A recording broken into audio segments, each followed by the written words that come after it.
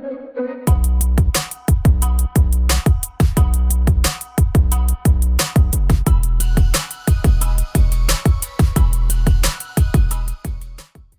welcome back to ManifestED. Happy 2022, and thanks for joining us again.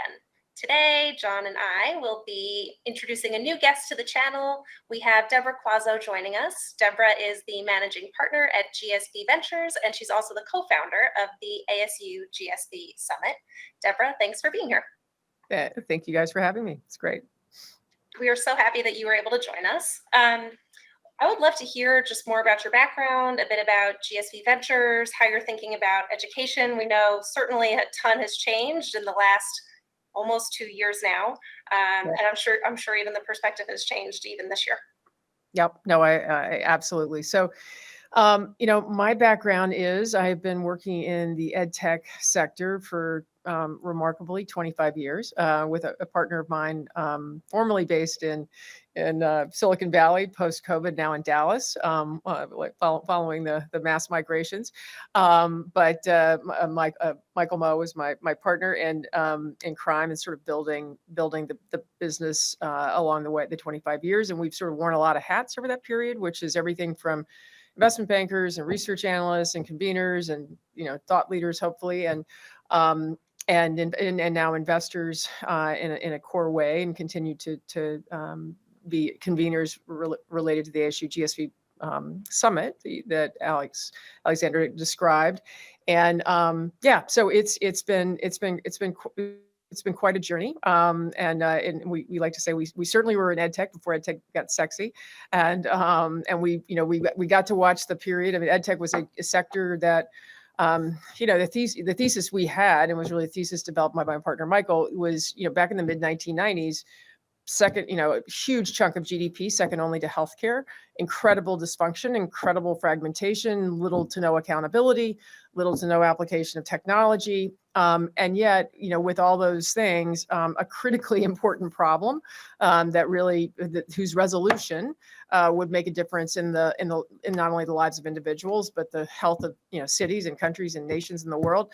And so it just seemed like a sector back then that would be one that really drew great entrepreneurs to come try to solve big problems, which is what generally entrepreneurs like to do.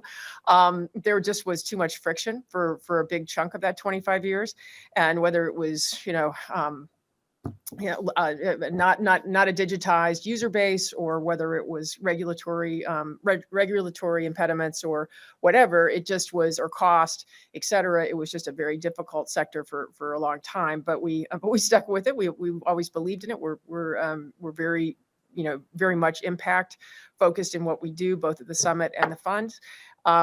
And so, that was the background, and it was, it's been great to watch it really starting in 2010, and we partnered with Arizona State University on this summit in 2010. So this will be our 13th year actually of doing the summit, and that was interestingly really around the time that the first wave of great EdTech companies began to break through on scale, and we began to, for the very first time ever, see network effects. The Coursera's, the Duolingos, the Course Heroes, the class dojos, on and on. It was really interesting how many of them really kind of manifested themselves right around that period. It was fortunate for us. It dovetailed with our beginning to build the ASU+GSV convening. But yeah, so it's been quite a ride. I have in between all that, I did a lot on my personal and civic and philanthropic side too. Crazy things like sit on the Chicago Public School Board and things like that too. So we've tried to sort of walk the walk all the way through. We're not very interesting at cocktail parties, but very, very, very unified focus. But yeah, so that's kind of the history. And today we're really thrilled as we sit moving into our third venture fund to have back some really great entrepreneurs in the space. Well, it depends which cocktail party you're going to, Deborah. That's probably exactly. That is a very You get accosted as a 20-year resident of Chicago. I would be very keen to understand Chicago public schools and what it's It like was to be quite a on that ride. It board. was quite a ride. Mm. But to keep you on EdTech since you went there, we've had Tori Patterson from ASU Ventures on here as well, just talking about the flood of dollars that have gone into EdTech, and you were one of the pioneers here, and well before. Seems like you saw this come before, but it seems the game has probably come to you in the last 24 months, or the tide has risen in your direction. How much of your focus now is domestic versus global? I know from talking to others in the space, we're learning a lot from what's happening globally and bringing some of those learnings here domestically. What can you tell us about how that's evolved really in the last 24 months and the flood of capital going in that direction? Yeah, and it's actually it's probably before it began to evolve before the pandemic for sure. But I think one of the transformative changes that has occurred, we're very much global. Our second fund, we had 8 investments in India, 1 in Indonesia, 1 in South Africa, 1 in Croatia, 1 in Jordan, and that will be even more so in our next round here. I think one of the frictions that I talked about before, one of the frictions in EdTech historically was that it had been very much a landlocked thing. If you were an American company, you served American learners. If you were Indian company, the same. What had really begun to already happen, and you saw it in companies like Coursera or ClassDojo or Coursera, as I think about our own portfolios, where they began to see their user base become incredibly global. Now the question, monetization is another question, but because I think there still is a bias towards monetization to developed countries having less friction, but that too will change. So it's been fascinating at this point. EdTech as an export is one of our core themes, both that we've done that at the summit as well as in our own investing. It's the world is effectively flat. I think the only country, for a variety of reasons that you guys are undoubtedly well aware of, is that remains parochial, is China, and that was the government mandates that came down in the last 12 months have pretty much assured that China will remain a pretty parochial market. That having been said, it's a big market. So even before the government issues came up, it was actually large enough to not require that anybody move outside the borders anyway. But otherwise, we're seeing companies, India being the most fertile, where you're seeing great entrepreneurs. Everybody forgets that almost all graduates of college in India are engineers, so you don't have to worry about a technical co-founder. You got it. Developing great product, often with cost advantage back ends, great access to talent, great access to educators, if that's part of your product offering, et cetera, and then going to market in other parts of the world, whether it's MENA, Southeast Asia, or the US, or all of the above. So we are. COVID has certainly made it more efficient to be global, since we didn't have to get on a plane to make the 8 investments in India. But yeah, no, it's been fascinating. We've learned a ton. I think sometimes U.S. companies are still relatively, particularly the large ones, are somewhat naive about what could be coming down the pike with companies from outside the U.S. entering the U.S. market with really interesting business model and delivery advantages. But we'll see how that plays out here shortly. But it's great. Interestingly, the one area that has continued to be tough to export is sort of, if you look at sort of U.S.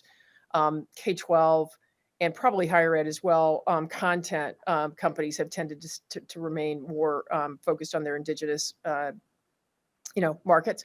But aside from that, it's a free flow. The other thing I just make is a little bit of a side note, and one of my partners did a blog post today about this, Lubin Pampalov, but is I think the biggest things that happen, and the global piece is a really important part of it, is the TAM for almost all EdTech companies dramatically expanded over the last 5 years, and certainly COVID then took it even a leg up further. Part of that was this EdTech as an export and the flattening of the EdTech world, but part of it's also the move that many companies are making, whether that's Baiju or Eruditus or others. Course Heroes makes moves there to actually capture a longer lifetime value of the learner. So you know, whether you see, you know, Kahoot going into early childhood or Duolingo expanding into other product categories as well as into early childhood, companies are, you know, we call it pre-K to gray is our phrase, is sort of our term for the overall part of the market. And what we're seeing for the first time is companies either organically or through acquisition, extending that lifetime value, getting access to the learner earlier, keeping the learner longer. And I think we will absolutely see companies that will actually have a pre-K to gray relationship, you know, with learners, you know, over time. And we're not quite there yet, but I think that's a massive TAM expansion. So for the, you know, you have to be a category leader, I think, to get there, but it's pretty interesting. So I've got one more question. I'm going to hand it back to Alex here, but since you've hit on it, this is why, like, you'd be in trouble if you came to my cocktail party, Deborah. But one question would lead to the next. You mentioned higher ed challenges and the exportability for higher ed in the U.S. And since you mentioned that, I wanted to go back and hit on it, because on its face, a lot of brands, certainly in the higher ed space, domestically in the U.S., that in theory should be exportable. And now that the tech and seemingly the students are into the modality that would allow that, there would be potential for that. Do you think that's something that just hasn't happened yet, or is there something endemic that is going to make that a challenge going forward, and it might be slower than maybe some of us would be? I actually, no, I mean, my specific comment was on content. So, you know, publishing content, just it being so, typically tied to whether it's standards or I think actually higher ed is less tied. It's K-12 that's really tied. And you haven't seen a lot of ability to kind of move in that way. I do think the digital pieces are going to make some of that movement even in K-12 easier. I do think that there has been, you know, there's been a pretty fascinating export through the Coursera's and the edX's and the Eruditus's and of the world of higher ed brands across borders. And I think you're going to see that continue. I think it's getting, I mean, I also think it's getting really competitive, which is going to be fascinating. We just did a call this morning actually with a company in India that's got an incredible relationship with one of the top brand, you know, undergrad actually and graduate universities in India. And this very high brand has made a decision in partnering with this company to use their very high-end brand to deliver a very low-cost higher ed solution. That's pretty radical, right? I mean, we haven't seen many you know, sort of elite universities be willing to step up and say, one, I'll take brand dilution beyond my, you know, campus base. Yep. To actually put my degree on a diploma, but not only to be willing to do that, and a few have done that. University of Pennsylvania has been a notable, you know, notably progressive on that front, but to actually do it at, I mean, this is like a $1,600 degree from a top, you know, online from a very top university.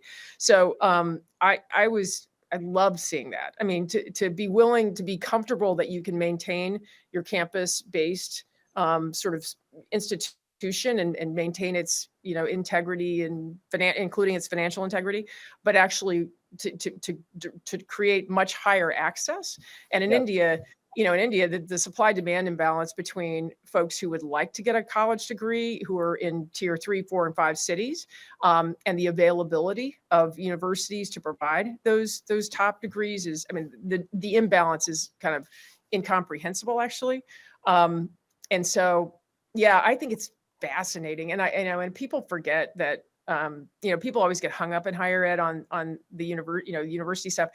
They forget that only 25% of people globally actually have a higher ed degree, right? And so, and only a third of people in the U.S. And so, and I, you know, people are always surprised when you say that because they have one and they actually just assume everybody else. So, you know, that's another fascinating thing. But yeah, I think the higher ed continues to be really interesting. That's an interesting dynamic, and I think my guess is someone's going to break away here and do that exact same thing, abandon exclusivity in favor of delivering elite education and doing the most good for the most people. And I'm actually curious to get your feedback on this. One of my theories that actually people going forward are going to want to be associated with those brands, maybe as much or more than maybe they wanted to be associated with, again, what would have been deemed more exclusive or elite Well, I think, I think the better, you can bet on the better angels. I think it'll be interesting. I mean, what Paul LeBlanc has done in Southern New Hampshire, what Michael Crow has done at Arizona State. I mean, Michael's, when we partnered with ASU 13 years ago, and Michael's mission, and by the way, not remotely obvious for someone to partner with Arizona State 13 years ago. It was not known for its, academic or technological prowess. And today, they sit, I think, 7th year in a row, having been ranked the most innovative university in the U.S. And just doing extraordinary things everywhere. But yeah, no, I think it would be I agree with you. I hold out hope that you can actually, I mean, who'd ever heard of Southern New Hampshire, 5 years ago even? I mean, you can still actually, or Western Governors, so I think that we have seen some real brand, emergence of some brands that are delivering high quality at high scale. And I agree with you. I'd love to see it. We actually have an investment also in South Africa in the K-12 market. And it's an incredible entrepreneur who started actually a higher ed company called Get Smarter that 2U acquired. And Rob Paddock, and Rob partnered with the University of Cape Town, who was also a partner of his at Get Smarter. And probably now 3 months ago, they launched an online high school, and wildly disruptive from a price perspective. So, a full year of high school, $1,600, online, very high service, all the great, bells and whistles that they provided in their higher ed business around sort of every student having their own pastoral care person, their own, so separating out the functions of a teacher so that teachers do what teachers do best, which is teach, and people take care of the other things. But UCT did it not because that they needed. UCT is very full on it. They don't need more students being brought into the UCT system. It's not like they have tons of capacity, but they wanted to increase impact, and they wanted to deliver a great service into the high school market in South Africa. That they opened in something like 4 weeks with no advertising. They actually filled enrollment 2 years forward. So they're launching the program in a couple of days with 5,000 students. And the students are diverse and from primarily from public schools, actually. And I think it's a similar trend, right? I mean, I think you take a great brand like UCT, which is, the Harvard of Africa, and basically be willing to, align with a partner and really expand your impact. Also having and then a corporation stepped in and gave over $100 million worth of philanthropic support to provide scholarship. It's just fascinating. So I agree with you, John. I think it would be great to see people begin to give value to brands who are willing to step out and take some risk on the greater accessibility they're creating. Yeah, there's magic going on at those campuses that I think can be uncorked for the world to benefit from. The brick and mortar limitations will always exist, but I think now we can do more with some of the special things in terms of instruction and insights that those campuses have had for decades and decades. I think if there's anything positive, the last 2 years have really given schools permission to kind of go borderless and stretch their brands to start reaching more students that maybe couldn't have spoken with them before, and can really all stand to benefit from their help. I think one of the other areas that we're watching a lot of these schools change, of course, is not only borders, but what they're offering. And I'd love to hear your thoughts on micro-credentials and perhaps alternative pathways to a degree or to a job placement. How are you seeing that change, honestly, domestically and internationally? Are you seeing that traction in both places? Yeah, it's, so we've had a long time investment theme called, what we call knowledge as a currency, which was, the concept that the idea of getting your degree and then running off after 4 years and running off into the world and having that be remotely relevant 20 or 30 or 40 or 50 years later is one that just is not sustainable, particularly in the rapid changes that are going on in our economies, driven by technology, et cetera. The micro credential is really important. Stackable credits, all those. There's a whole host of buzzwords, which underlie a really substantive, real, absolute trend. I think it's really heartening. I mean, we were discussing this in some of the summit content today. It's fantastic to see companies, and Google's obviously been at the front of the line here, I mean, really the front of the line, willing to accept, move beyond the degree, accept other credentials. I think the certificates, micro credentials, whatever it takes to basically represent your competency. So, competency-based education really coming into the fore. Really important. I think that another interesting dynamic that the pandemic has created is just, the talent shortages that everybody is facing is forcing people to think out of the box in ways that they were sort of didn't need to bother historically. And so people are coming out of the woodwork with great ideas, and you're definitely seeing it globally. I mean, Open Classrooms in France is doing fantastic work and moving everywhere. And frankly, out in undeveloped parts of the world, that's where there are even lower rates of college graduates. And so the need to find other pathways into great employment, as our sort of mantra is, all people deserve equal access to the future. And we think that, the lever that we think is pretty critical in that is education and skills innovation at scale. And so, I think it's a fantastic outcome. I mean, it was happening going in. As I said, Google had been very much part of it, partnering with, many organizations in driving Google certificates, et cetera, the activity grow with Google, and everything else. But it's a lot of other companies are now coming along, which is fantastic to see. And we needed that, right? So we needed the company, we have the company employment poll. You've got to have that employment poll has to be matched with having a threshold for measuring skills and competencies that allow for alternative forms of that kind of measurement.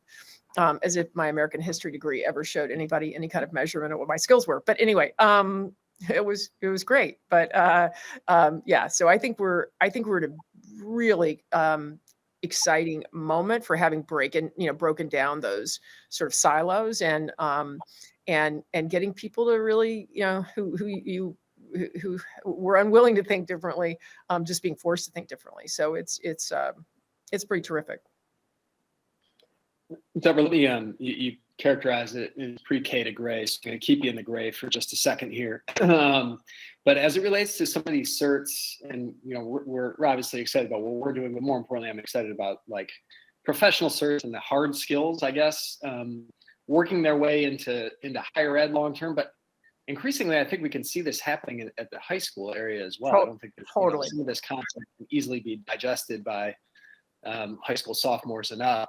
Do you feel like that is a trend we'll start to see? I know we have infused the Anaheim public schools with some of our certs as a way to get this off the ground. But you feel like that'll be a trend that not just us, but other companies will start doing that, not just to higher ed, but also at the level.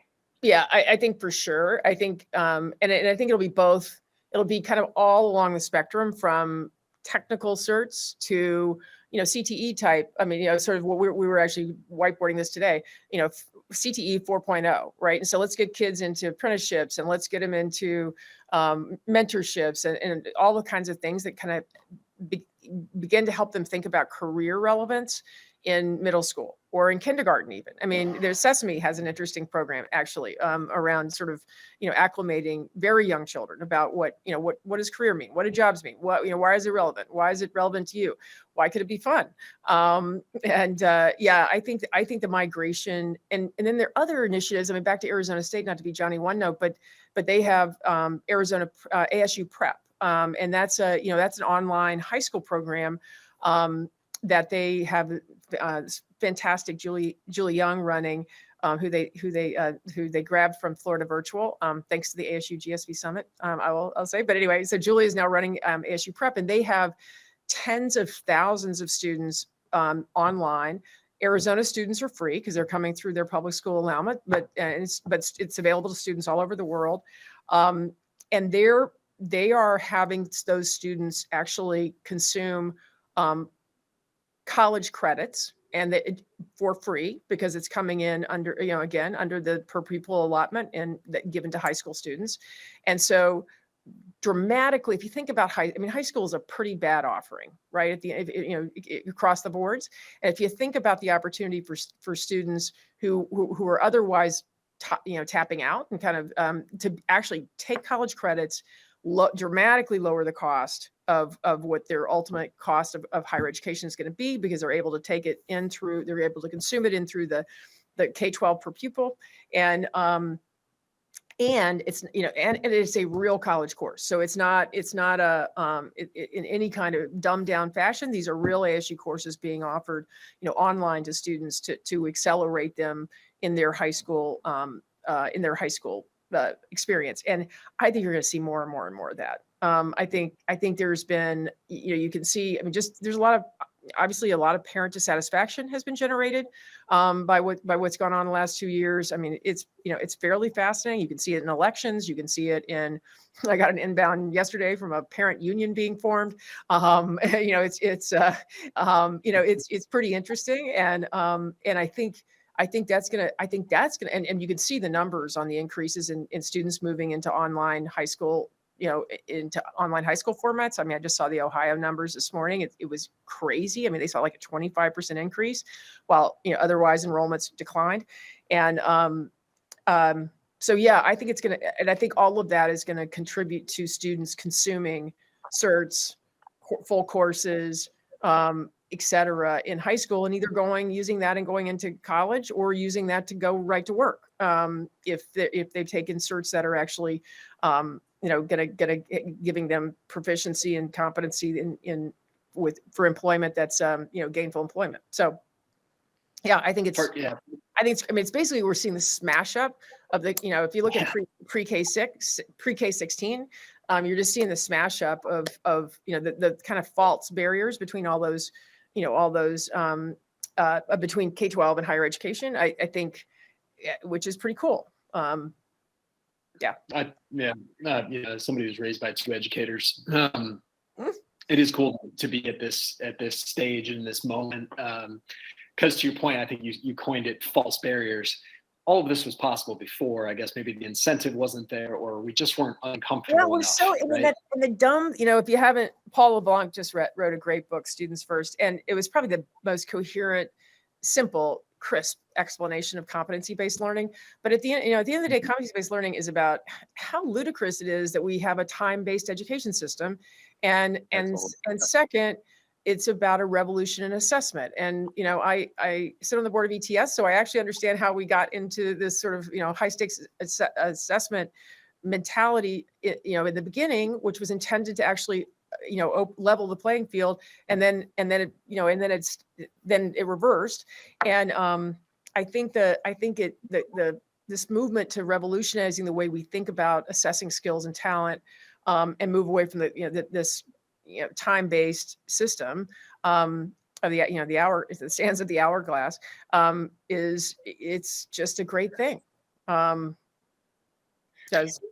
think it is wonderful, and it's going to get, as we talk about high school students, going to give them the optionality to join the workforce or reduce the cost on tuition, hopefully the modality and time as we get more students online, the economies of scale kick in, allowing at least a lot of institutions to drop costs and increase affordability and therefore opportunity. I think it's a fascinating time to be in the space. I'm sure. Totally agree. Been at it longer than me. Alex.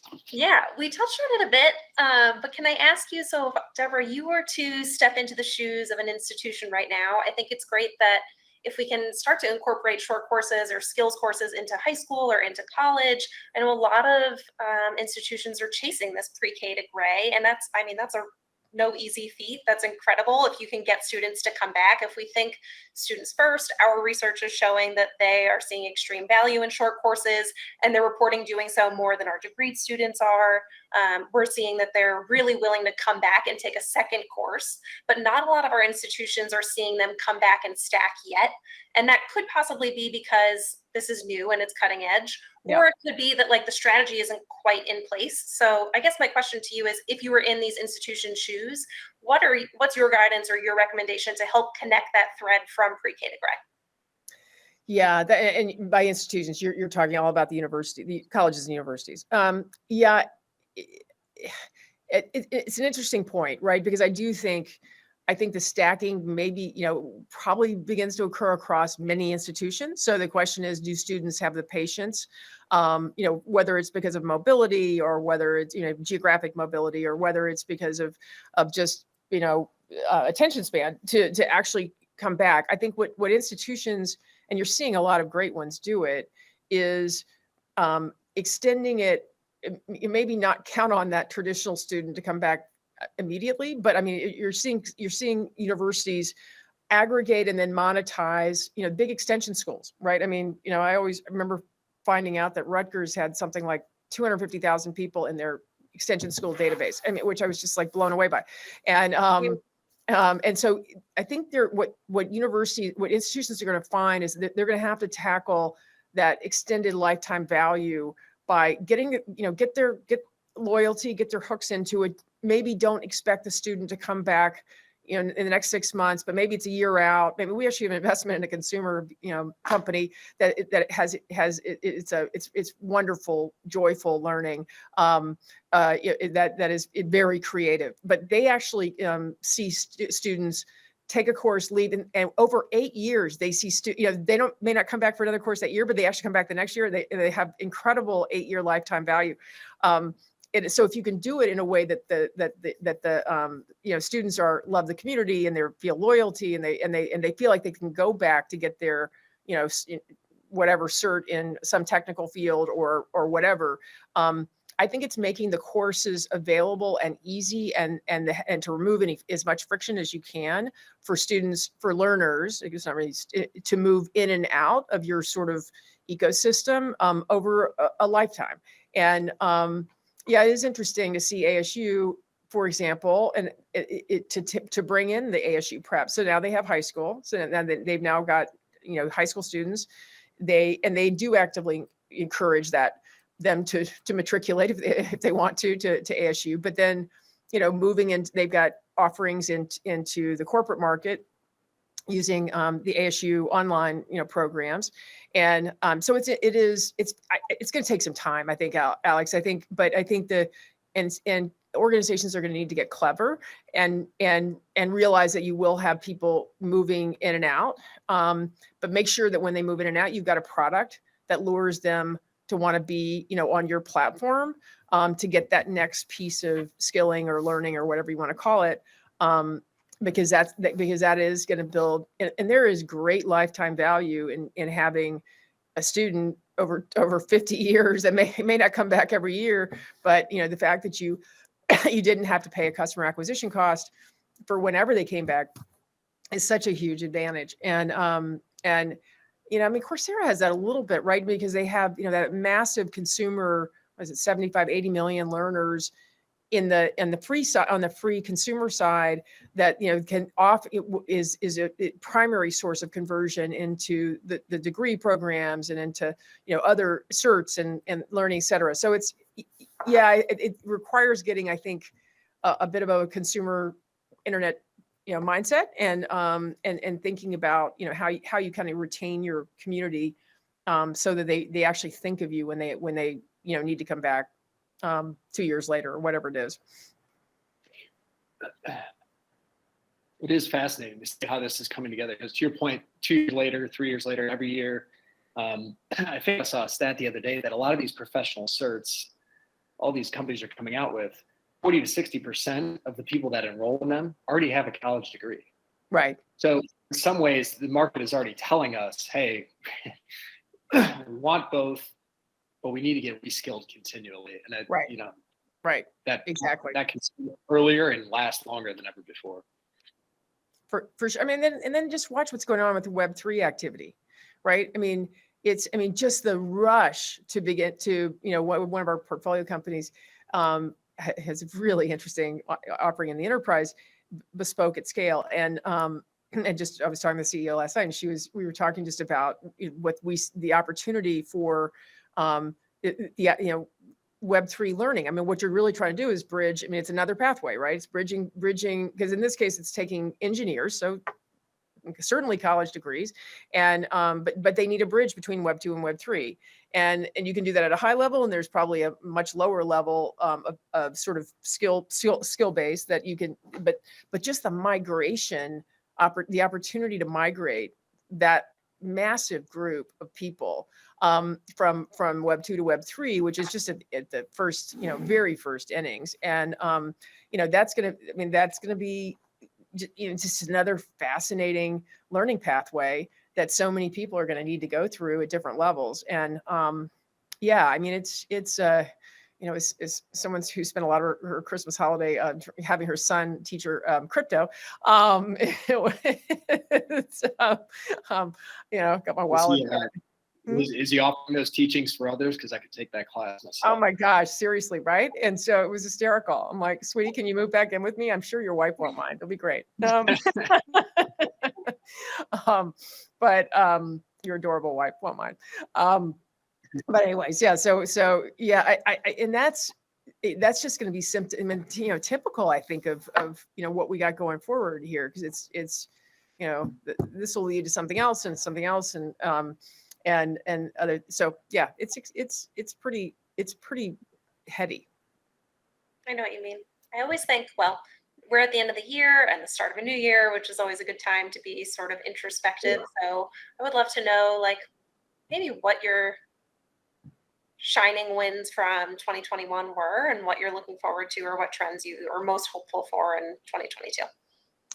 Yeah, our shining wins in 21 were we actually had so in the general AI and NLP area, we had an early investment in a company called Quillbot, which actually, out of the University of Illinois here in Chicago, I'm based in Chicago, so our first ever Chicago-based investment. But very, very brilliant 3 young men who it's basically a writing assistant. And so we invested very early, and they were acquired actually by another portfolio company of ours, Course Hero. And because Course Hero is trying to build a set of tools for higher ed students to be able to achieve student success through all kinds of supplemental supports. And this product actually is really interesting, for example, for non-English speakers who struggle to write, fluently into with emails or whatever, and it can be on the job, it can be in higher ed, et cetera. So that was a short and very successful turnaround exit for us. And a great company, and the team is thriving at Course Hero, which is also very exciting for us, because I think the fact that they're going to have so much more growth personally and professionally is awesome. We also had, we had with some really fantastic investments in India. One company that is just in the process of doing a neat whatever expansion, but a company called Lead School. And what's interesting about Lead, and as you think about the K-12 system, which I think about a lot, is Lead is they provide a technology infrastructure to manage K-12, what they call low-fee schools in India.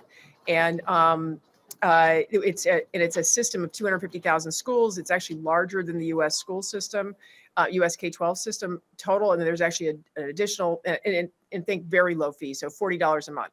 So these are Lead is serving low-income kids, primarily in rural areas, but actually all over India.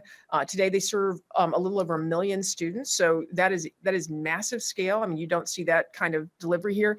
And the real magic to what they do is they go in and they work with these small business owners who are the people running the schools, help them. They basically scaffold teachers, they scaffold students. They know where students are on a mastery basis every day in every subject area and every grade. And they actually provide a guarantee to school owners that students will achieve 70% mastery in all subject areas and all grades. Prior to COVID, they were actually in the 80s. They moved down into the mid 70s, and they'll because everybody had to move into a smartphone. But oh my gosh, if you dropped into Chicago Public Schools tomorrow and said that we're going to guarantee 70% mastery, it would be societally transformational, right? Because if you look at the numbers across the U.S., we're basically delivering 30% mastery. So we are about 30% of our kids are proficient in math and reading, or math and writing in 4th, 8th, and 12th grade. So it's we're not even close. So that's we're very proud of that investment. Their growth last year was extraordinary. They actually, they were delivering into on-site schools. Obviously, when COVID hit, they had to move everything onto a smartphone. There are no tablets or computers in low-income communities in India, so everything moved onto a smartphone, basically over a weekend. So really love seeing things like that. I mean, if we could, and we're very hopeful this companies will be able to, and they fully plan to move beyond India and deliver that kind of guaranteed service. And I've since then had, what a radical concept that you would guarantee, that your child would come out proficient. Student success outcomes. Crazy, right? I love that, and we love the thinking that can be ported into other markets, and even into the U.S. So those were two of my, we had a lot of highlights in 21. I must confess, it was a little bit overwhelming, but it was a fun year to be in EdTech. That was for sure. But no, that's great to hear. And again, it's always fascinating talking to you about what's going on in our space, and again, what's going on really globally that could impact us here in the US. I know we're running out of time, but I would be remiss if I didn't have the founder of the event of which our industry's calendar completely revolves at ASU+GSV, or at least maybe it's just my calendar. I need to get other hobbies. But I would love to hear, like, I guess, what are the learnings from last year? I can't believe we've already turned the calendar on 22, and how does that fold into what y'all have planned for us in the 22 version? Yeah, no, thank you. So what were the learnings in 21? So it was August of 21, which was a date we had to move. Our typical date's April, so we had, thanks to COVID, we moved to August. We learned a lot about COVID protocols. We got really good at that, and pivoting kind of on a daily basis to figure out what could be the safest. We were, knock on wood, extremely proud that we had 3,500 people live and really only 2 reported cases of COVID in the whole thing, and neither one of which would appear that happened at the summit. But so we felt good about that. I think I think people were so we are family was sort of our theme, and I think that people felt I think it is a community that feels very much like family and cares a lot about mission and passion, and so I think people were really thrilled to be back together, and to think about some of the critical things that had happened in the sector, and the extraordinary scaling, the 20 billion of venture capital that was raised last year, which is just, nobody ever imagined that would happen so quickly. So I think that it was a great convening. I think we obviously we're not able to have our partners in foreign countries participate. So that was a loss, because that's always a big piece of it, although we did have a lot of them involved by video. We had quite a bit of trepidation having an event in August and then in April, because it's the shortest time we've ever had between summits, but we needed to get back on our normal calendar, assuming everything keeps moving forward positively. What was been amazing, I think, as we've looked at it, because you sort of thought, well, geez, are we really going to be able to have anything new to talk about? Well, the reality is there's so much new to talk about. It's absolutely overwhelming how much has changed between August and January. And whether it's just the continued scaling, whether it's frankly the continued, not always good numbers coming out around learning loss, or whether it's the movement of the funding into the school systems all over the world, K-12, higher ed, and workforce, which we also view as a school system, beginning to sort of, play out and see what happens there, whether in some of the legislative changes that are playing out. So there's actually going to be a crazy amount of things to talk about that are brand new in April. We've taken our mantra, or our theme for this year is Ed on the Edge. And we like that because it has multi layers of meaning as we think about it. And it's everything from what, just talked about related to Web3 and the metaverse, and kind of how that might impact the delivery of learning in a good way, assuming we can achieve accessibility there.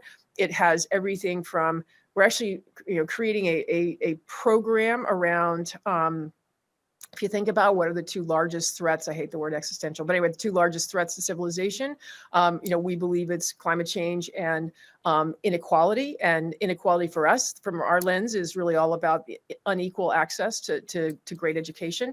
And so we're actually doing some twinning around, and it's amazing how many folks are coming to this around the important role that education and skilling plays in addressing climate change issues, and doing a lot of program around that. which will be brand new. We've never done anything like that. And, or just, frankly, mental health issues and kind of all the things that you see. You guys, as much time as you spend in the higher ed space, obviously it's just been it's absolutely unmitigated crisis. It's true, unfortunately, pre-K to gray. It's not something isolated in K-12 higher ed or workforce, but what are we doing? We're seeing a lot of great activity and a lot of great energy around solving that. And how do we help students flourish? Actually, there's a great there's a great initiative called the Flourishing University initiative that's creating a sort of consortium of universities. Great universities around really studying what it means to have a whole adult, flourishing and healthy adult in a university environment, and really looking at it from soup to nuts, from academics to physical fitness. So I think that those are the kinds of things we're looking to embed in the conversation as we think about it. And frankly, it also, Ed on the Edge also speaks to the ed tech sector, having kind of been a bit of a peripheral sector in technology for so long, having really now moved with the scaling of so many businesses and organizations, really moved into the mainstream. Actually, I think we have almost as many unicorns, for example, as the healthcare sector, which is something which is extraordinary in the sort of arc of history. But so we think we're on the edge of greatness too, and really making a difference in the world, and but have a lot of challenges. So but thanks. That's kind of what we're banging our head against the wall every day, trying to get it all pulled together in the next 12 weeks. But we're excited about the continued rapid evolution, really. I don't know, Deborah. Yeah, there's not going to be any lack of new content. Maybe the answer is you got to go to twece a year. Maybe Yeah. I'm not trying to give you a headache. I'm not. We'll think about that. No, you're right. You're right.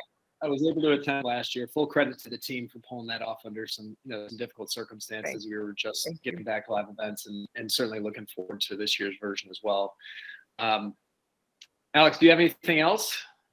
I know a lot of our viewers are avid fans of ASU+GSV. Last year we put out sessions to watch, big takeaways. So I love the preview that you gave us into Ed on the Edge. I'm really excited to see all the content you bring about how to help students flourish. I know it's something we talk about every day. I appreciate the book rec, Student First. I'll be ordering that after we all hang up, but I just really appreciate your time. Miseducation too. I just read that too. That's actually about how we do or don't teach climate change in K-12. It's very good. Perfect. Thank you. I'm good on book rec. It's always great.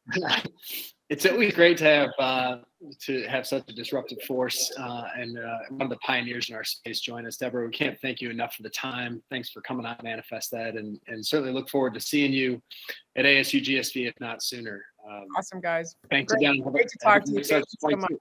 All right. Bye-bye.